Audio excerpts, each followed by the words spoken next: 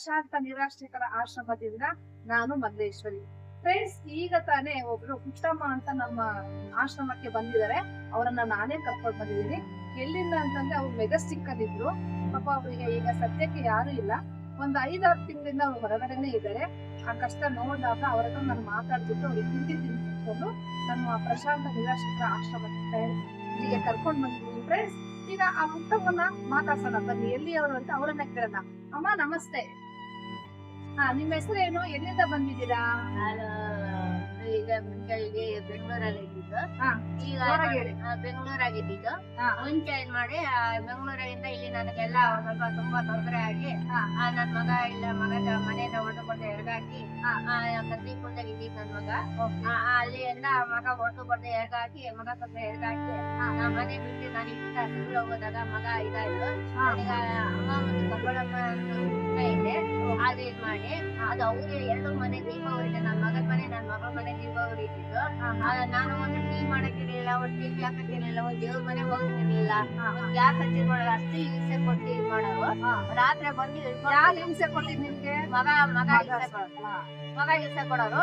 ಹೊಡಿಯೋದು ಏನ್ ಮಾಡ್ಕೊಂಡು ಗಂಡ ಹೆಂಡತಿ ರಾತ್ರಿ ಏನ್ ಮಾಡ್ಕೊಂಡ ನಂಗೆ ಹೊಡೆದು ಮನೆಯಿಂದ ಹೆರ್ಗ ಹಾಕಿದ್ರು. ಅಲ್ಲಿ ಹೆರ್ಗ ಹಾಕಿ ಈಗ 5 ತಿಂಗಳಾಯ್ತು. ನಾನು ಇಲ್ಲಿಂದ ಹೊಡೆದು ಕೊಟ್ಟು ಹೆರ್ಗ ಹಾಕಿದಾಗ ನಾನು ಇಲ್ಲಿಂದ ಅಲ್ಲಿಗೆ ಹೋದಾಗ ಮಗ ತೀರ್ಕೊಂಡ. ಆದ್ರೆ ಇವತ್ತು ಅವ್ನು ಒಂದೊಂದ್ಸಲ ನಾಳೆ ನಾನು ಹಿಂದೆ ಹೋಗೋಳೆ ಅದೇನ್ ಮಾಡ್ಕೊಂಡ ಅವ್ನು ಮಾಡಿ ಇದಕ್ಕೆ ನಾನು ಸಹಿತ ಅವ್ನು ಹೋಗಿ ಮಗ ಅಂತ ನಾನ್ ನೋಡಕ್ ಹೋಯ್ತೀನಿ. ನಾನು ಸಹಿತ ಕಾಯ್ತಿದ್ದೆ. ಆದ್ರೆ ನನಗ್ ಹೋಗಕ್ಕೆ ನಮ್ಮ ಅಪ್ಪ ಅಮ್ಮ ಅಣ್ಣ ತಂಗಿ ನನಗೆ ಬಿಟ್ಕೊಡ್ಲಿಲ್ಲ. ನಾನು ಇನ್ನು ನನ್ನ ಹಣೆ ಬರದಲ್ಲಿ ಎಲ್ಲೆಲ್ಲಿ ನಾನು ತಿರುಗಬೇಕೋ ಏನೋ ಅನ್ನೋದು ನನಗ್ ಗೊತ್ತಿಲ್ಲ. ಅದೇನ್ ಮಾಡ್ಕೊಂಡು ಹಂಗಾಗಿ ನಾನು ಅಲ್ಲಿಂದ 5 ತಿಂಗಳಿಂದ ಏನ್ ಮಾಡ್ಕೊಂಡ ನಾನು ತಿರುಗಿ ನಾನು ಗುಲ್ಬರ್ಗಕ್ಕೆ ಹೋದೆ. ನಾನು ಮುಂಚೆ ಯಾವಾಗ ಗುಲ್ಬರ್ಗಕ್ಕೆ ನೀವೇನಕ್ಕೆ ಹೋದ್ರಿ? ಗುಲ್ಬರ್ಗಕ್ಕಿಂತ ಮುಂಚೆ ನಾನು ಆಶ್ರಮ ಇದ್ದಾಗ ನನ್ ಮಗಳು ಮತ್ತೆ ಹಿಂಗೆ ಫೋಟೋ ಹಿಡಿ ಎಲ್ಲ ಮಾಡಿದ್ರು. ಆ ಫೋಟೋ ಹಿಡಿ ಎಲ್ಲ ಮಾಡಿದಾಗ ನನ್ ಮಗಳು ಬಂದು ನನ್ನ ಕರ್ಕೊಂಡೋದ್ರು. ಕರ್ಕೊಂಡೋಗಿ 3 ತಿಂಗಳ ಗಂಟ ಇಸ್ಕೊಂಡು ಆಮೇಲೆ ಕರ್ಕೊಂಡೋಗಿ ಮಗನ ಮನೆಗೆ ಬಿಟ್ರು. ಮಗನ ಮನೆಗೆ ಬಿಟ್ರೆ ನನ್ಗೆ ಹಿಂಗೆ ಮಗ ಎಲ್ಲ ನನ್ಗೆ ಹೊಡೆದು ಬಡ್ದು ಹಿಂಗೆಲ್ಲ ಇದ್ ಮಾಡಿ ನಾನು ಆಚೆಗೆ ಹೋದಾಗ ಮಗ ಹಿಂಗ ಆಯ್ತು. ಅದ ಇದ್ ಮಾಡಿ ನಾನು ಮಾಡ್ಕೊಂಡು ನಾನು ಇಲ್ಲಿಂದ ನಾನು ಅವ್ರಿವ್ರ ಹತ್ರ ಭಿಕ್ಷಾ ಬೇಡ್ಕೊಂಡು ಬಸ್ ಚಾರ್ಜ್ ಕಾಸಿಲ್ಲ ಭಿಕ್ಷಾ ಬೇಡ್ಕೊಂಡು ನಾನು ಗುಲ್ಬರ್ಗ ಹೋದೆ. ಮುಂಚೆ ಗುಲ್ಬರ್ಗದಲ್ಲಿ ನನ್ ಮಗಳು ಹಳಿಯ ಎಲ್ಲ ಅಲ್ಲೇ ಇದ್ದಿದ್ದು.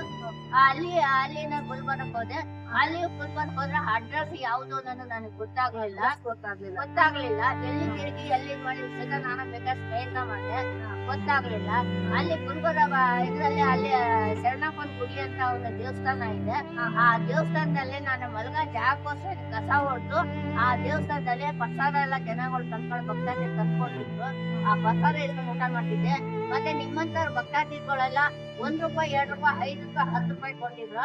ಅದೇ ಮಾಡ್ಕೊಂಡು ದುಡ್ಡು ನನ್ನ ಹೊಟ್ಟೆಗೂ ನನ್ನ ನಾನು ತಲೆ ಬಿಸಿ ಮಾಡಿ ನಾನು ಸುಮಾರು 50 ವರ್ಷ ಆಯ್ತು ನಾನು ಮಧು ಕಲ್ತಿ. ಮೊನ್ನೆ ಕಲ್ತಿಲ್ಲ.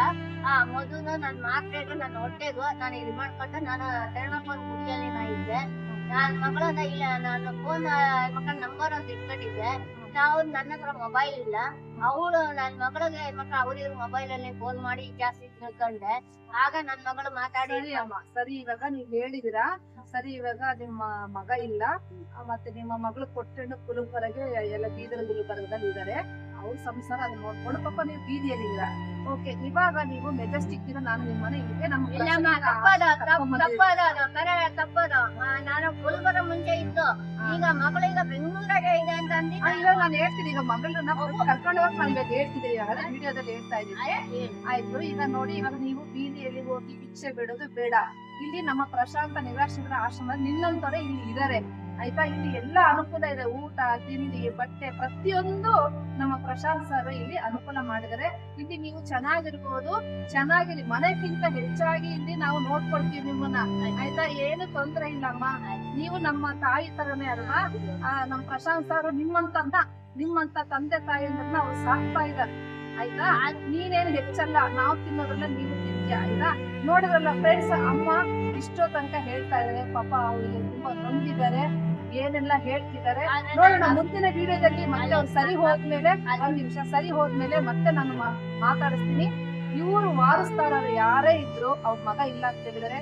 ಓಕೆ, ಅವ್ರು ವಾರಸ್ತಾರರು ಯಾರೇ ಇದ್ರೆ ಈ ವಿಡಿಯೋ ನೋಡಿದ ತಕ್ಷಣ ಪ್ರಶಾಂತ ನಿರಾಶ್ರಿತರ ಆಶ್ರಮದಲ್ಲಿ ಬಂದು ಭೇಟಿಯಾಗ್ರಿ. ಡಿಸ್ಪ್ಲೇಯಲ್ಲಿ ಬರುವಂತಹ ಇದು ನಂಬರ್ಗೆ ಕರೆ ಮಾಡಿ ಈ ವಿಡಿಯೋವನ್ನ ಹೆಚ್ಚು ಹೆಚ್ಚು ಹೆಚ್ಚು ಶೇರ್ ಮಾಡಿ ಫ್ರೆಂಡ್ಸ್. ನಮಸ್ತೆ.